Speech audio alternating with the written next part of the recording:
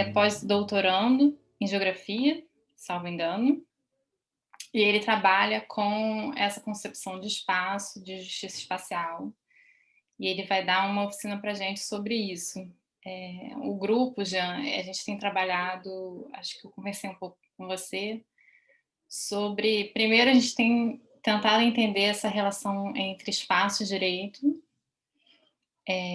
não só pela discussão do direito à cidade, mas também pela abordagem metodológica da geografia e também pela ferramenta do mapa, que é o nosso principal objeto de análise.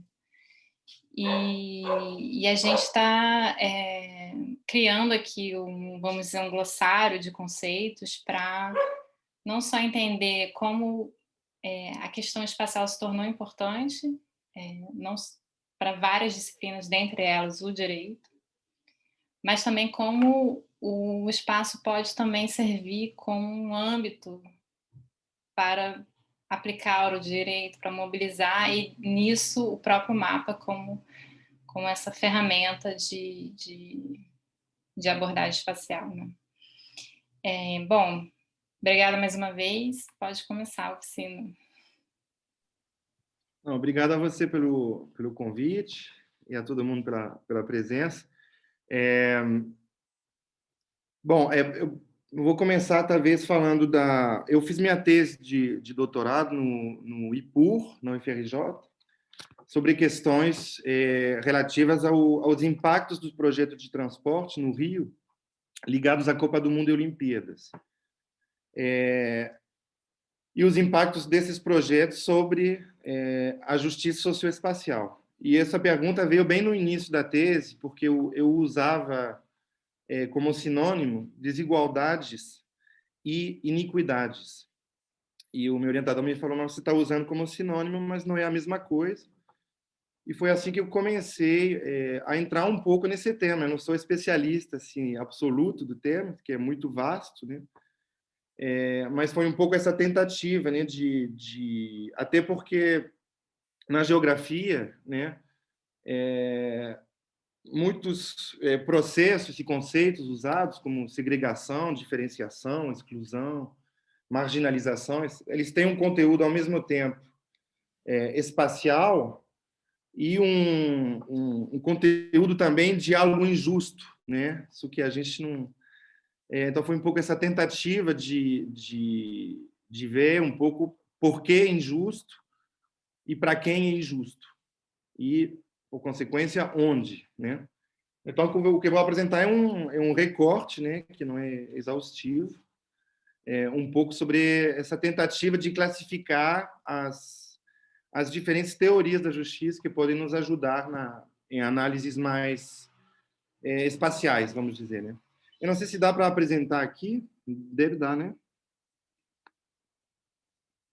Vamos no Zoom. Compartilhar.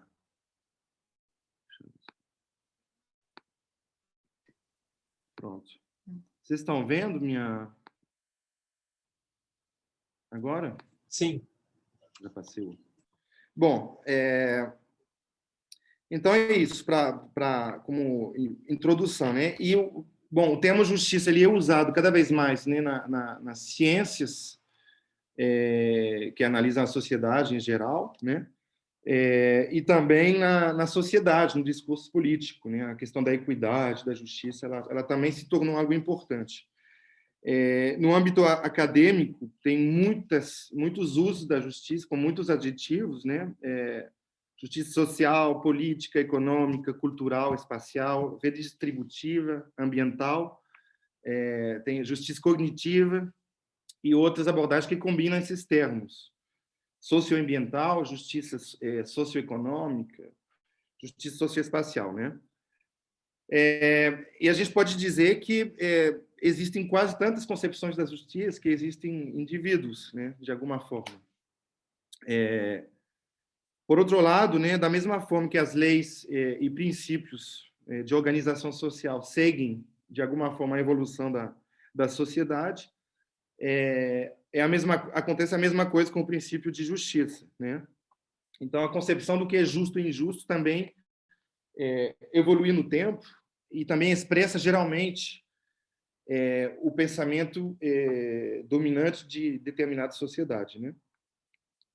Bom, em primeiro lugar, a justiça, né, de forma mais óbvia, consiste nas regras legislativas, jurídicas, constitucionais, normativas. E aí eu vou pedir a ajuda de vocês também nesse campo depois. Enfim, e a justiça recobre também um segundo aspecto, que é a dimensão ética, né? Moral, filosófica, vamos dizer.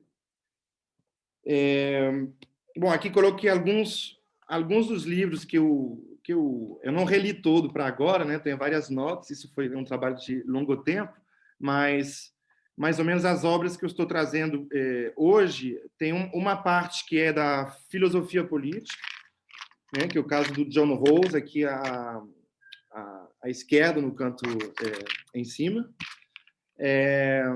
Da Iris Marion Jung, também, tem que também é do campo da filosofia política, e pessoas também que são mais da geografia, e que trouxeram o tema da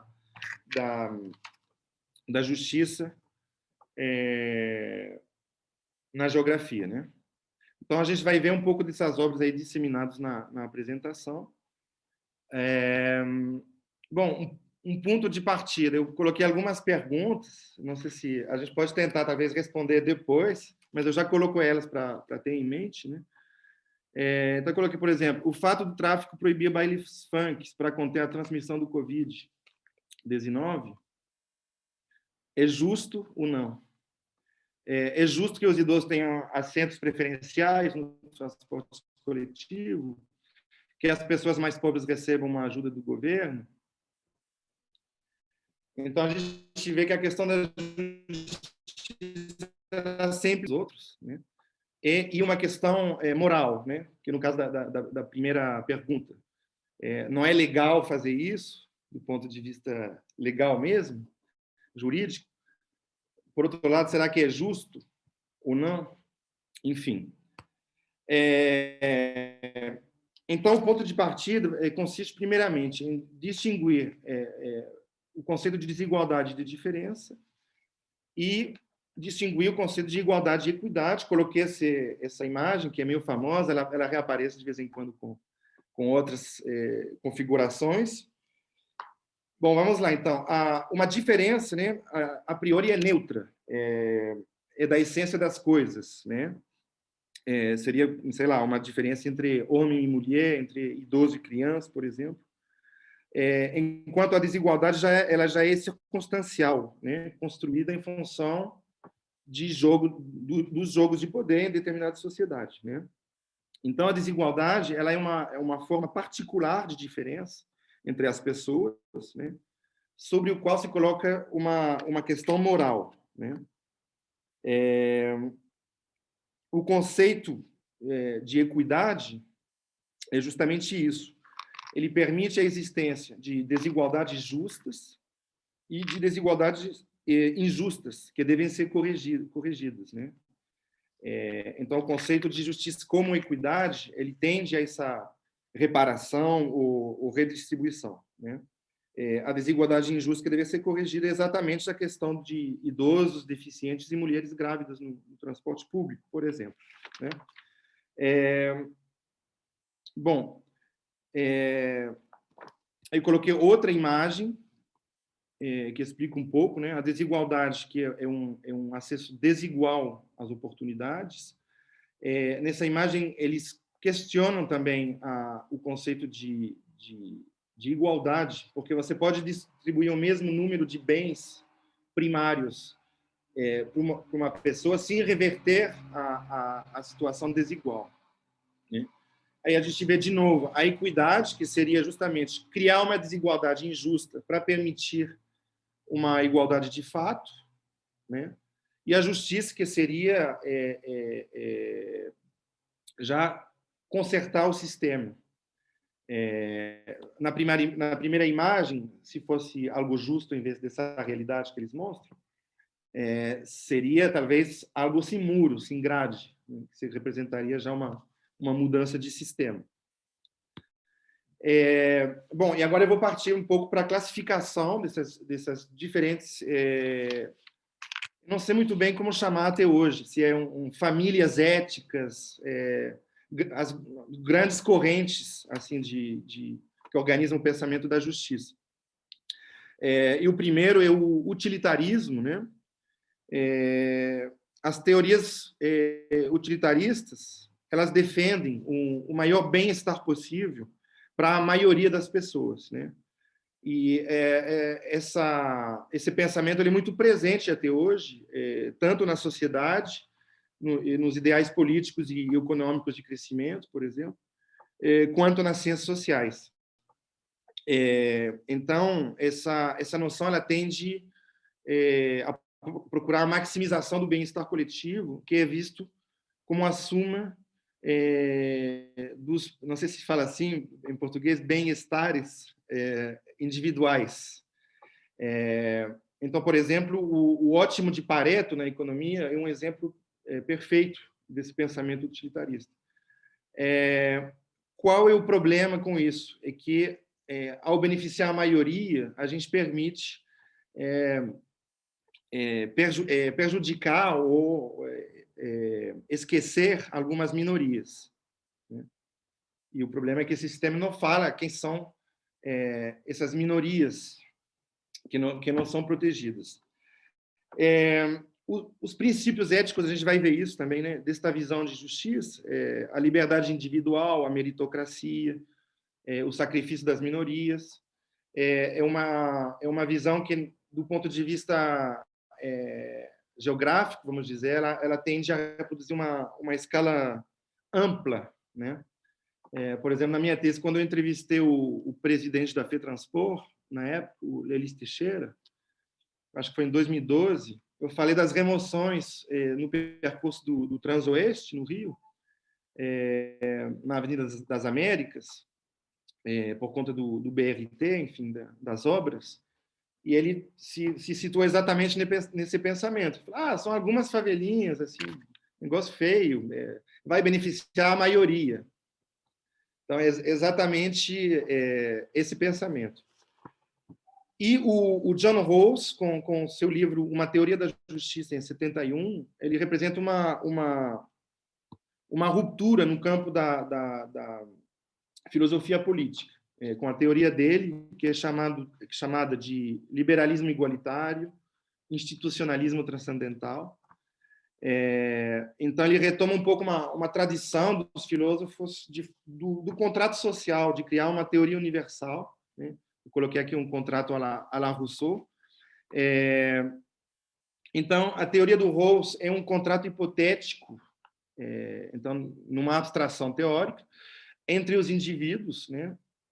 Ele imagina que esse contrato é feito em uma posição original, na qual ninguém teria conhecimento da sua posição social na hora de fazer o contrato. Você não sabe se é homem, se é mulher, se é rico, se é pobre, se tem alguma deficiência.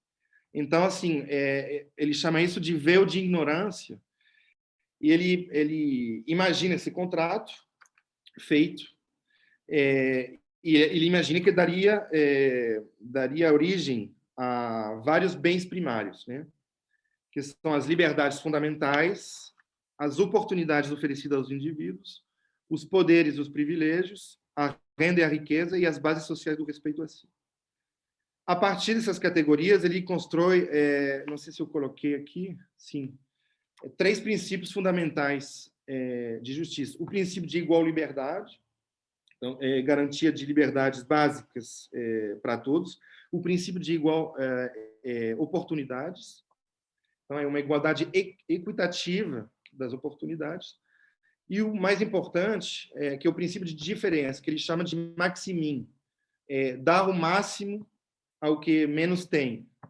Então, a gente entende por que esse princípio é importante, porque ele justifica, né, todas as políticas que vão nesse sentido da redistribuição, da reparação, etc., etc., porque ele permite um tratamento diferencial, justamente. Porém, essa teoria ela sofre duas críticas principais, né? Primeiro, que o conceito de equidade na prática, né, ele pode levar a amenizar as injustiças sem questionar o sistema que as produz, né? Então, assim, isso é uma crítica também marxista, né, que a gente vai ver depois.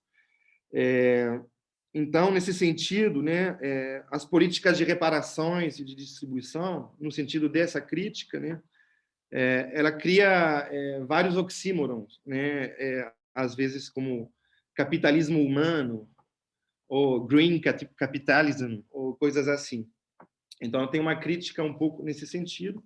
E uma outra crítica que se refere ao caráter transcendental, né, porque para fazer essa teoria ele faz uma abstração teórica e universal que não levaria em conta os contextos, desculpa, históricos e sociais reais, né? Nesse sentido, tá tudo bem até agora? Tá, beleza. Né, a gente aprende também o online ainda, né? Como que é isso? Bom, nesse sentido, tem Amartya Sen, com N, meu corretor colocou o sim no português, S-E-N, né? Com a teoria das capacidades. Então, a obra dele se baseia na crítica da teoria do Rawls, basicamente, e enquanto o Rawls se preocupa com uma justa repartição dos meios, dos bens primários, o Sen se preocupa da justiça de fato, vamos dizer, das realizações. Ou seja, não basta ter o direito e os bens primários, porque ainda tem injustiça na sociedade que não vão permitir um uso equitativo destes, né? Então, por exemplo, alguém pode ter acesso ao transporte, em teoria, porque tem várias linhas de ônibus na casa da pessoa, mas a gente tem que ver ainda se a pessoa vai saber ler um plano de transporte ou se vai ser capaz de financiar esse deslocamento, etc, etc. Então, ele traz um pouco um princípio de realidade na avaliação da justiça na sociedade.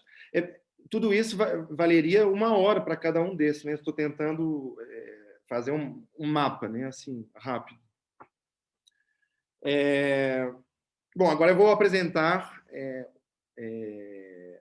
Agora eu peguei pelo lado da filosofia política, agora eu vou partir da geografia, que é mais ou menos nos mesmos anos, né? O Rawls é 71, né? O livro dele, e o Harvey é 73, e é considerado como um dos primeiros geógrafos em ter usado a noção de justiça aplicada a um problema geográfico. E ele fala, né, o pensamento normativo tem um papel importante a desempenhar na análise geográfica.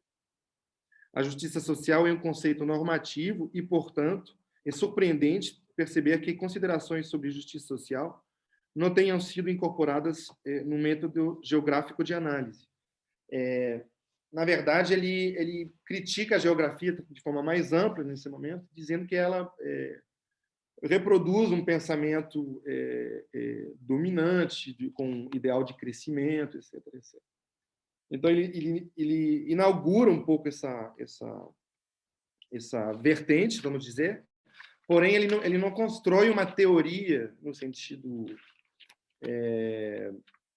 forte, por exemplo, do Rawls. Ele inaugura mais uma série de perguntas que deu desdobramentos no tempo. Eu coloquei algumas obras aí. A Urbanização da Injustiça é um livro que foi feito a partir de uma conferência de 93, que festejava os 20 anos dessa obra do Arthur, da qual a gente está falando. E aí coloquei, bom, outras obras que foram um pouco nesse sentido, resgatando essa obra do David Harvey, e também depois do Henri Lefebvre. Então, é um pouco essa linha aí. Eu não sei se eu vou me estender muito no Harvey, né? Ele constrói três princípios, né, que conteriam um princípio de justiça aplicado aos territórios. Coloquei aqui a necessidade. Os indivíduos podem exigir níveis diferentes de benefício, ou seja, eles podem existir, pode existir uma alocação desigual em função da necessidade. Tem a contribuição ao bem comum. Os que têm atividades que beneficiam mais gente têm mais demanda dos que praticam atividades que beneficiam a menos pessoas. E o mérito, que não é no sentido de meritocracia aqui, né, mas para quem tem mais dificuldade e coloca mais esforço na contribuição à produção, também teria mais direitos, né? No final das contas, do ponto de vista teórico, o Harvey, inclusive, ele cita o Rawls e concorda com o princípio do Maximin. E na segunda parte do livro é um pouco mais ambíguo, porque ele se recusa a fazer justamente uma teoria da justiça,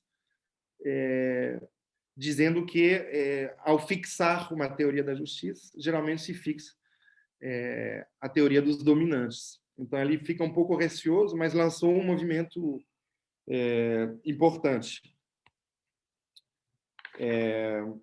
Bom, vou tentar avançar. Teria mais coisa a falar do Harvey, mas eu vou falar da Iris Marion Jung, né, que eu achei muito interessante. Ela pega também um pensamento marxista, mas tentando trazer a variável cultural também na análise, né?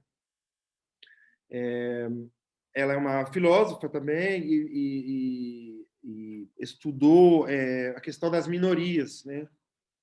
LGBT, negros, mulheres. Ela se classifica também como autora feminista.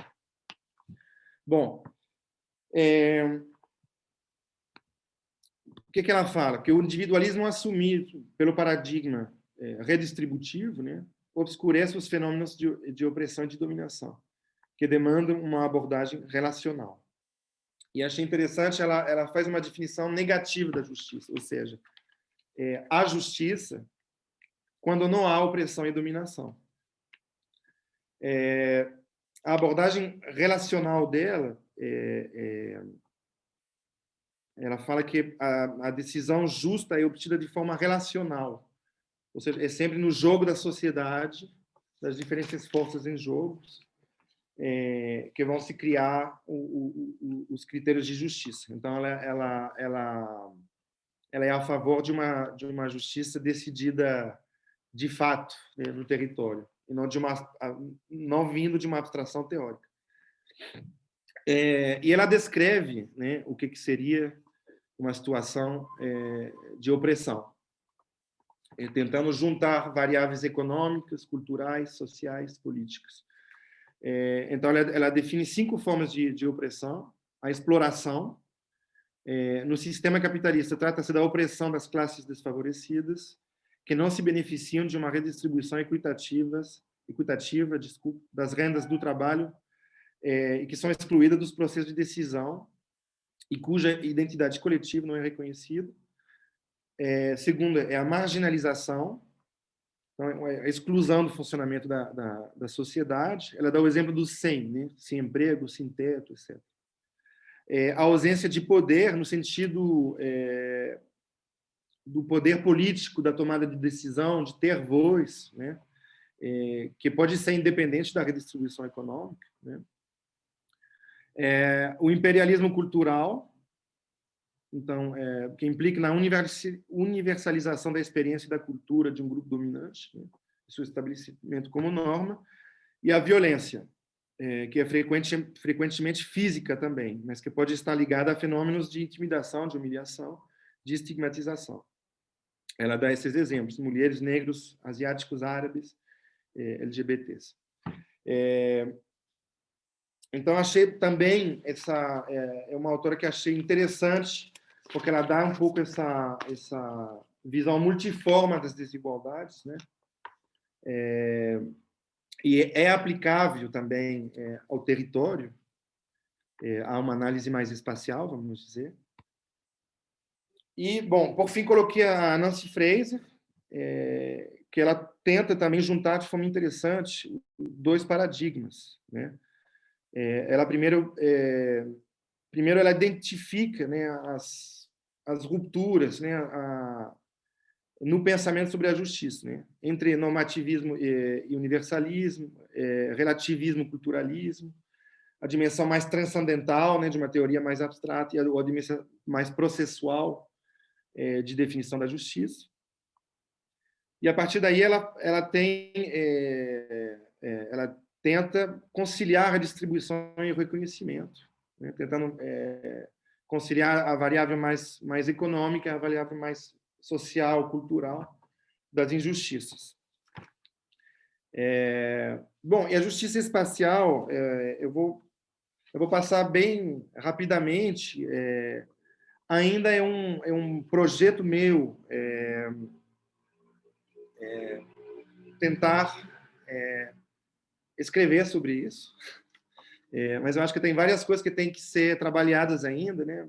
Clarice tem aquele texto esqueci o nome, é um nome grego, Mikalolopoulos, uma coisa assim. André Filopopoulos. É um uma grego. coisa assim. E achei interessante, ele trata do giro espacial dentro do direito. Então, eu acho que eu não tive tempo de me apropriar bem do texto, só passei o olho, assim, mas ele analisa como que o espaço, né, para o direito é uma oportunidade, né? Então, ele fala o direito tem que pegar esse bonde do giro espacial, porque vai aportar coisa, e, ao mesmo tempo, o espaço, por ser uma coisa difícil de definir, de captar, ou mesmo de representar em mapas, né, ele representa também um perigo do direito. Então, acharia interessante, né, seguir um pouco nesse sentido depois. Eu poderia ter apresentado também, tem alguns autores que fazem uns quadros resumindo as grandes famílias éticas, né? E tem um que fala, bom, tem a corrente da propriedade, que seria mais ligado ao utilitarismo, né? E a outras formas mais atuais de pensamento, vamos dizer, liberais, né? Depois tem a equidade e a harmonia. Tem muitas teorias assim sobre a justiça que por exemplo, a justiça socioambiental, que eu não estudei tanto, mas que tenta procurar uma harmonia, que olha a justiça, né, como um respeito do meio ambiente também, etc. Então, enfim, espero que pelo tempo, eu acho que foi difícil, talvez, mostrar o grosso de cada teoria, mas, enfim, eu acho que o mais interessante seria a gente debater um pouco, bater um papo sobre isso. Coloquei aqui, né, as categorias éticas: a propriedade, a equidade, a tolerância e a harmonia. E, enfim, assim, talvez para acabar, né, a gente não precisa necessariamente escolher uma teoria ou uma vertente. Tem gente que faz isso, tem geógrafos que pegam Rawls e vai embora com a teoria e faz coisas interessantes. Mas, pelo menos, é importante ter esse mapeamento mental, porque a gente encontra, por exemplo, a propriedade, a equidade, a tolerância, a gente encontra isso nos discursos e nos espaços. Então, por exemplo, eu citei o presidente da FETransport sobre as remoções, né, lá no Rio, mas se eu citasse pessoas que eu entrevistei das remoções, o discurso dela se encaixaria talvez na categoria ética da tolerância. Então, assim, eu acho interessante, pelo menos, ter isso em mente. Porque a questão da justiça, ela está em tudo, em todos os conceitos que a gente utiliza, está. A exclusão social já é um julgamento. Então, a gente fica mais forte se conseguir explicar por quê, para quem e onde é injusto. É isso. Bom, vou descompartilhar, tá? Obrigada, Jean. Não, foi ótimo. O Jean trouxe aqui autores que talvez vocês vejam nas disciplinas de vocês, né? Rawls foi um ator muito importante do século XX, que fez a teoria da justiça como equidade, né? Uma teoria sobre a justiça. Guilherme pode falar se já viu em alguma matéria, mas assim, muito debatido no direito. O Harvey é muito debatido na geografia e muito usado também no urbanismo no Brasil. A Fraser, assim, não tanto, mas também tem uma importância assim, internacional. E a Marion, eu não conhecia a francesa. Iris Marion Jung. Marion. Ela é francesa? Não, eu acho que é Estados Unidos. Ah, é? É. Marion me lembra francesa. Mas Não, ela tem uma produção incrível, inclusive atual, assim, escreve livros assim, bastante sobre o feminismo, mas também sobre os 99% que somos, sobre o tá. tema em geral, bem Eu produtiva. eu quis trazer a discussão sobre a justiça porque, em regra, no direito, a gente trabalha muito com uma concepção positivista, né, de pensar as normas, né? O debate sobre Sim. as normas. Então, o debate sobre o processo. Então, a nossa forma de raciocínio, até porque é necessário, se você vai se tornar um advogado, um juiz, você precisa fundamentar o seu pedido, a sua decisão a partir de um sistema de normas. Assim, não existe possibilidade de você fundamentar um argumento completamente fora desse sistema de normas, incluindo a jurisprudência também, norma no sentido amplo. Mas, ao mesmo tempo, a gente tem, quando você vai pensar a questão da cidade, você tem todo um debate. No campo tradicional no Brasil, você tem um debate de fundamentar a partir da ideia de um direito de cidade que foi normatizado no Brasil, normativizado no Brasil. Então, você tem as normas. Então, na questão da moradia, você tem um direito à moradia. Na questão do transporte, você tem um direito ao transporte.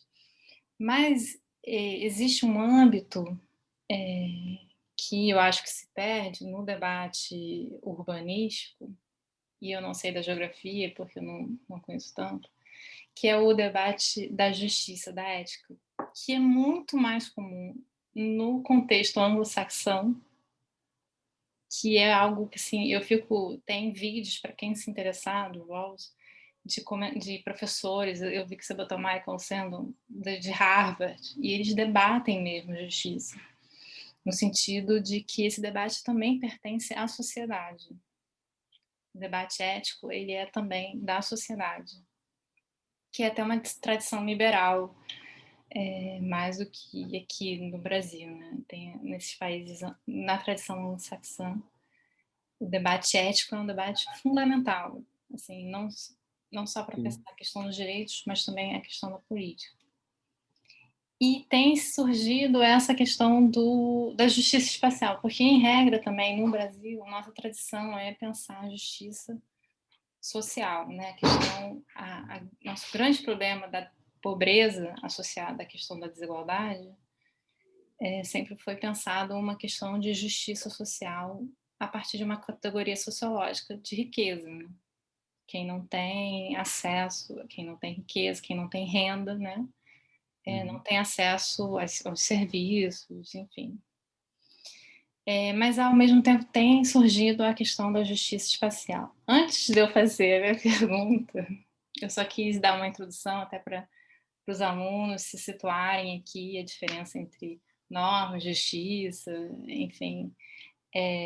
Vou abrir para os alunos fazerem as perguntas e, no final, eu faço um comentário, uma pergunta. Tá bom? Quem quiser Perfeito. fazer uma pergunta, sinta-se à vontade. Pode falar, Vitor. Jean, muito boa sua apresentação.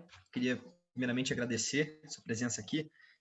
Só para falar que quando você estava falando de David Harvey e quando falou de equidade e igualdade, eu lembrei um pouco das minhas aulas de sociologia e um ponto interessante que eu lembrei, até fazendo uma analogia com a nossa aula agora de direito do espaço, é uma passagem de David Harvey que ele fala da aniquilação do espaço pelo tempo. Eu lembro muito bem da minha aula de globalização. Aí eu só para falar isso mesmo, porque eu falei, caralho, nunca imaginei que eu ia estudar isso em direito, sabe? E o outro ponto é sobre essa questão da igualdade e da equidade, que não sei se você conhece, um sociólogo, na verdade ele é um professor, né? Ele é importante na sociologia, e foi passado para mim que ele fala sobre isso. Ele chama Boaventura de Souza Santos. Ele tem uma frase que é assim, é o seguinte: temos o direito de reivindicar a igualdade sempre que a diferença nos inferioriza, e temos o direito de reivindicar a diferença sempre que a igualdade nos descaracteriza. E quando você estava falando e mostrando aquelas imagens lá, me remeteu a essa passagem, e eu achei muito interessante. Muito obrigado aí.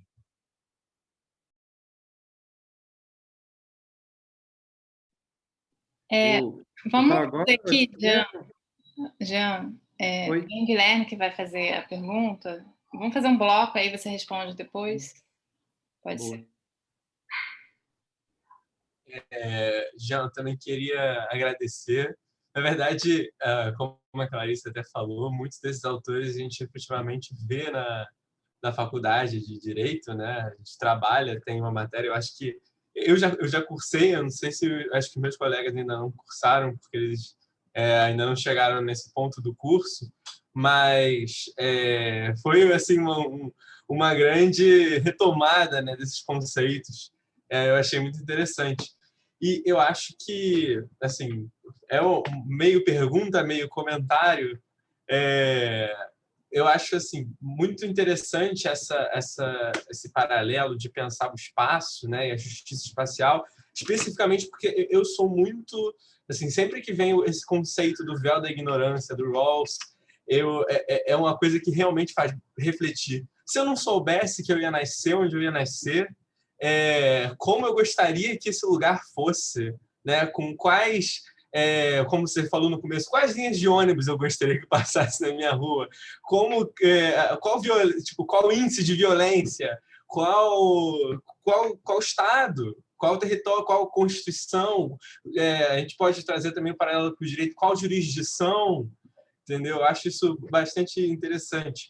E ainda, pegando um pouco do paralelo do que o Vitor falou, eu também consigo pensar muito em casos dos indígenas, né, que são muito ligados a um espaço muito específico, né, um território físico muito específico, além de um espaço, claro, cultural, enfim, mas sem querer entrar muito nesse ponto, mas a ligação a um território específico que as pessoas que não são indígenas não têm exatamente a mesma compreensão do que aquilo significa, e que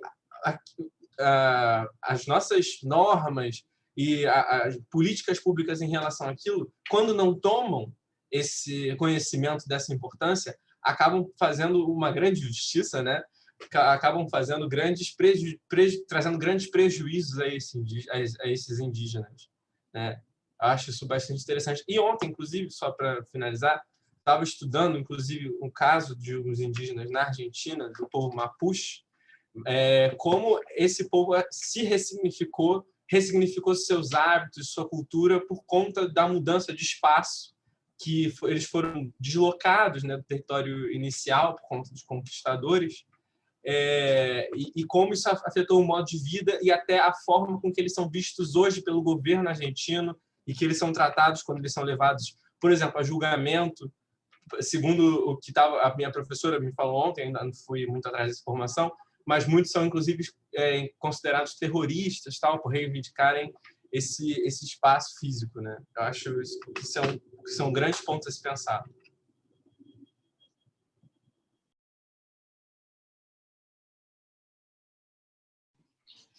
Alguém mais? Acho que pode fazer qualquer coisa, a gente faz um outro bloco. Pode falar. Bom, eu não tive tempo de elaborar muita coisa, mas eu sou franco-chileno, minha mãe é chilena, e por acaso, esses dias, um amigo mapuche do Chile me mandou uma foto dele com Boaventura, lá no Chile, uns 2 anos atrás, num churrasco. Enfim, é engraçado você trazer essa questão, vocês, né? Eu acho que aquela categoria da harmonia que eu falei, né, que é aquela que eu menos pesquisei, que precisaria ser pesquisada, mas é bem interessante, porque o exemplo dos indígenas, em América Latina em geral, né, trazem outra compreensão da justiça do universo, né, as cosmologias, etc., que passa pelo território. Assim, eu vejo isso no Chile também. Assim, o território para o Mapuche, se não tiver a terra dele, a existência perdeu o sentido totalmente, porque é tudo junto. A Pachamama, então, assim, eu acho importante, né, um debate da justiça, se existisse e fosse realmente democrático, integrar o máximo possível, né, de visões. Sobre a aniquilação do espaço pelo tempo, eu acho que é bem interessante esse tema, e eu acho que a gente não pode generalizar a aniquilação do espaço pelo tempo, porque, de fato, é algo que aconteceu, né, através da aceleração do movimento, mas a gente tem que se perguntar para quem. Então, isso remete também para quem que o espaço diminuiu e as distâncias diminuíram. Talvez para o capital, para a pessoa que mora na periferia de São Paulo, no dia a dia, talvez não. Então, assim, essa questão ela traz também uma questão de justiça. Uma coisa que me chama a atenção também, um pouco, assim, falando com vocês especificamente, né, essa questão da diferença entre o que existe do ponto de vista jurídico, né? Você falou do Estatuto da Cidade, ou do direito à cidade, por exemplo, que foi institucionalizado de alguma forma através do Estatuto da Cidade, e a diferença entre esses instrumentos maravilhosos que existem, que são leis, né, e a aplicação deles, né? E aquele livro que eu mostrei no início, que é da Ana Fani, Alessandro Carlos, é um grupo de geógrafo lefebvriano da USP, que fizeram um livro Justiça Espacial e Direito à Cidade. Eles falam disso, eu acho, nos primeiros capítulos, um pouco, dessa captura da noção e, portanto, da sua perda de efetivação na própria sociedade, né?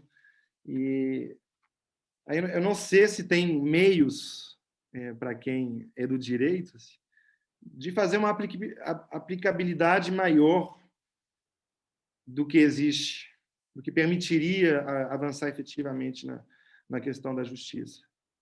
Tem uma expressão no Brasil que me chama muita atenção, que é a lei não pegou. Sabe? Então, assim, talvez estou falando besteira, que não é realmente minha área, assim, mas é uma pergunta que sempre fica na minha cabeça também. Mais alguém quer falar, fazer uma pergunta, um comentário?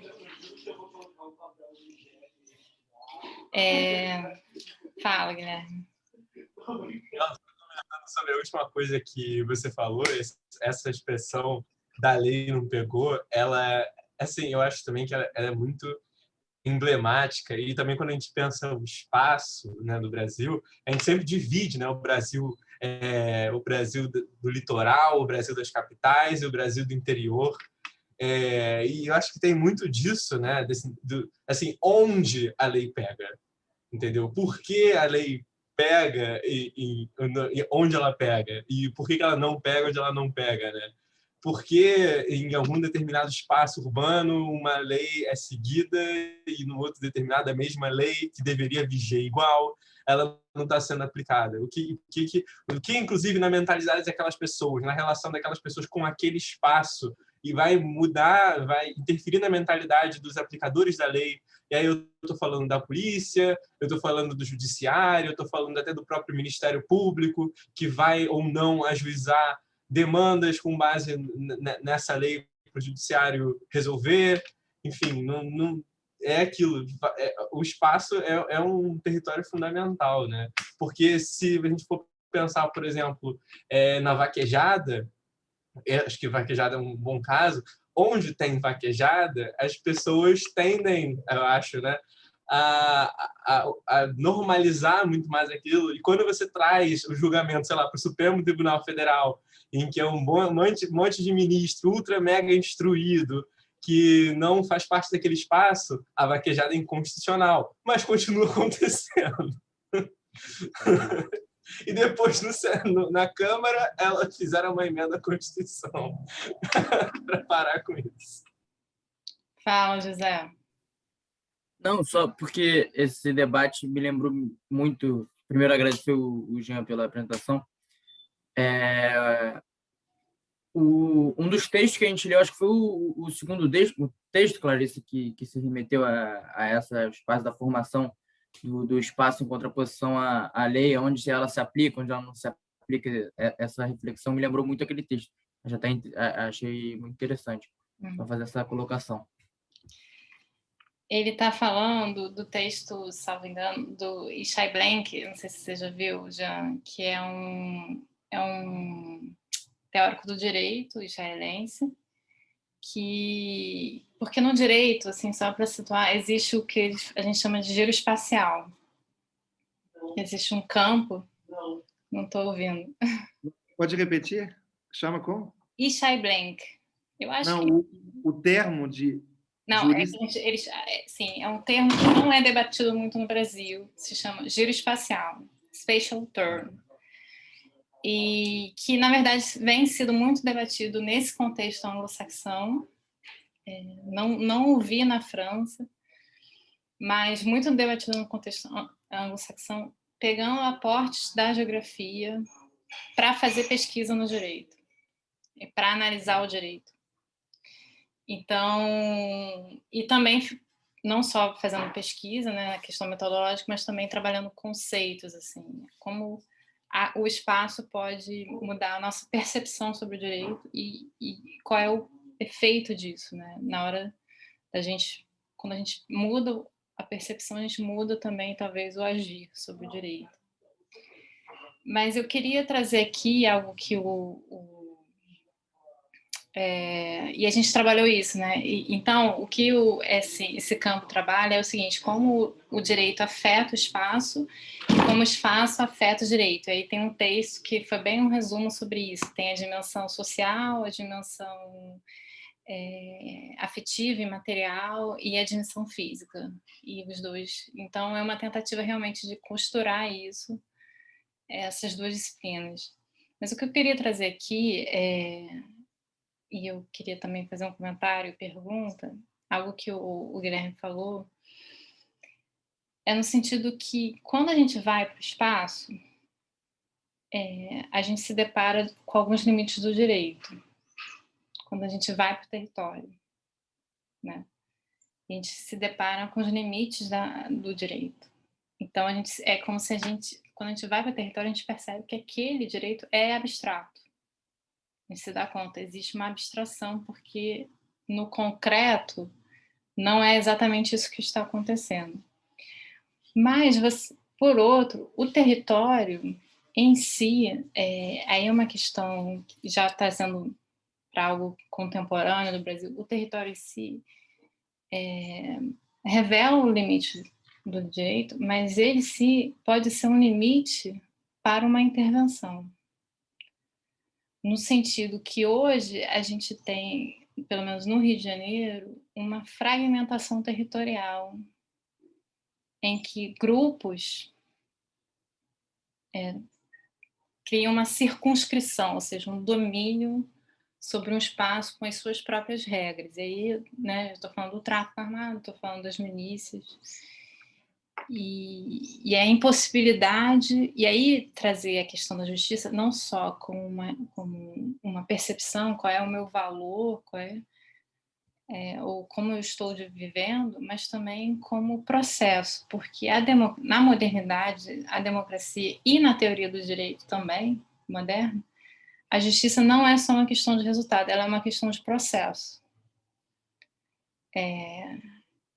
Então, tem uma importância da abstração no sentido de um sistema. E aí eu queria, na verdade, tratar com você, não sei se vai ser difícil, sabe?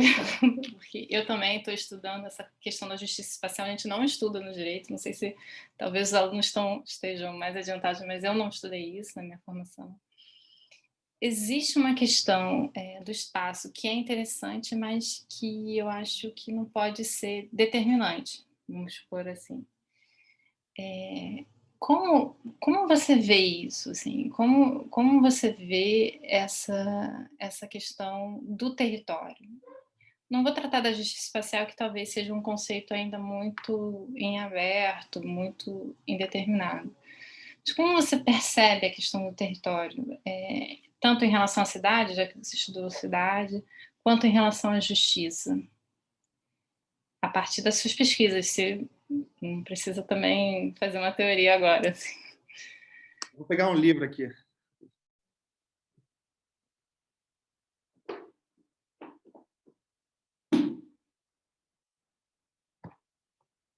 Eu estou pensando a partir disso, do Lefebvre, A Produção do Espaço, que eu li no ano passado e está até hoje aqui, sabe, organizando outras coisas.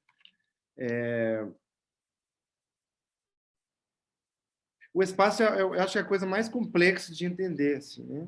Eu estou na geografia, estou ainda tentando entender o que é o espaço, né? O que tem nele. Né? Mas eu acho que essa abordagem do Lefebvre, ele fala de espaço concebido, espaço percebido e espaço vivido. Seria talvez um pouco... A gente pode fazer outra vez, assim, né? uma outra ocasião. Acho que seria longo explicar, mas eu achei muito interessante porque, vamos dizer, o espaço concebido, o espaço formal, vamos dizer, né? Dos planejadores, do Estado, por que não do direito também, que organiza isso, né? O espaço percebido, o espaço das práticas dos indivíduos na sociedade, então, que é determinado pelo espaço concebido, mas também pelo espaço vivido. E o espaço vivido é o espaço onde existe, ao mesmo tempo, a maior opressão desse espaço concebido e, ao mesmo tempo, onde existe todas essas possibilidades de fuga, né? E de resistência, de possibilidades, etc. Então, eu não sei muito bem como que eu vejo a questão do território, do espaço, ela é sempre dialética, né? Porque, da mesma forma que ela pode encerrar, fragmentar, né? Nessas circunscrições que você falou, né? Territoriais, vamos dizer que por fora do Estado, né? Vamos dizer do público, poder público, né? E, ao mesmo tempo, esse mesmo espaço, ou outros espaços na cidade, seria a única saída também. Então, assim, eu tento sempre enxergar, ver no espaço essas diferentes escalas, né? A gente tem que tentar ver na tradução das próprias práticas espaciais as diferentes escalas de poder de determinação no espaço. Mas é uma coisa muito complexa, né? Estou até hoje pensando um pouco essa questão. O espaço vivido, a gente tenta estudar um pouco com entrevistas, com discurso e representações sobre o bairro, sobre a insegurança, mas é algo difícil de se capturar, né?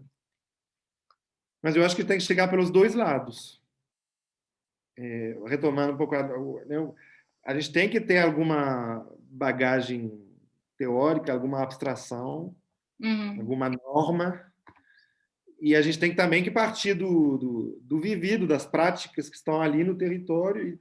E eu acho que a solução ou a reflexão se faz no meio dessas duas escalas, né? Sim. Do sistema e do indivíduo, né? Vamos dizer. Mas é difícil dar uma resposta sobre isso. Às vezes eu faço minhas perguntas porque eu também estou me fazendo essas perguntas, pensando muito na realidade do Brasil, em que a gente tem, como apontou o Guilherme, vários territórios, né, várias zonas convivendo e se sobrepondo. E eu acho que o território ele traz essa questão da diferença, né? Ele revela as diferenças, né?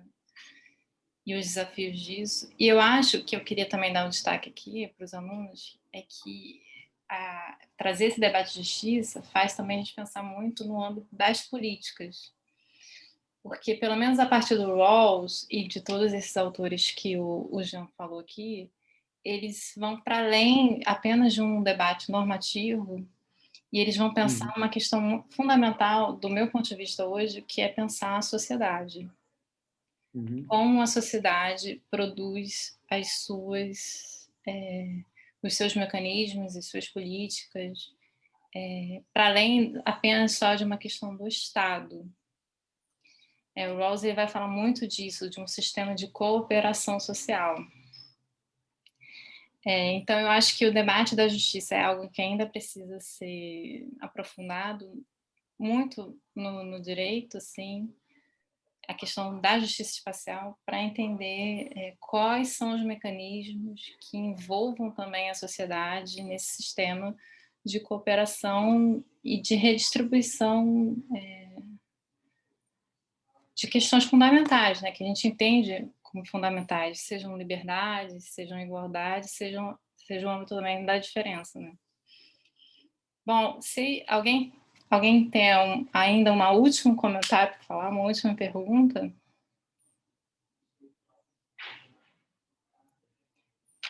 Silêncio, hein? O cravo. Bom, e se você quiser falar uma última coisa, Jean, para encerrar aqui a nossa oficina. Não, só agradecer a você e todo mundo, né, pela atenção. E eu mandarei para você quando for, porque eu estou fazendo um artigo sobre isso, estou retransformando. Quando for publicado, eu mando para vocês, que vai sintetizar um pouco melhor, tem um pouco mais de detalhes sobre cada teoria e tal. E é isso. É algo que eu gostaria de ter mais tempo para estudar, porque é muito vasto, né? Mas está presente na sociedade o tempo todo. Nós aqui, a gente... Por que o garinho, a gente não vacina os garis e quem trabalha em caixa do supermercado, que está super exposto? O tempo todo tem questões de justiça, dilemas éticos, né? Nas nossas vidas pessoais e na vida social, né? A escolha das prioridades da vacina já é uma escolha ética, né? Já tem uma questão ética. Bom, a gente também vai fazer um site, né? Acho que talvez possa ajudar nas suas pesquisas, que a gente está entrevistando alguns autores, enfim. Quando terminar também eu vou repassar para você. Obrigado. A gente que agradece. Bom, a gente encerra aqui. Tudo bem para todo mundo? E obrigada mais uma vez por ter aceitado o convite, Jean. Não, que isso. Um prazer. Tá bom, então. Beijo. Tá bom, então. Tchau, todo mundo. Gente. Valeu. Valeu, obrigado.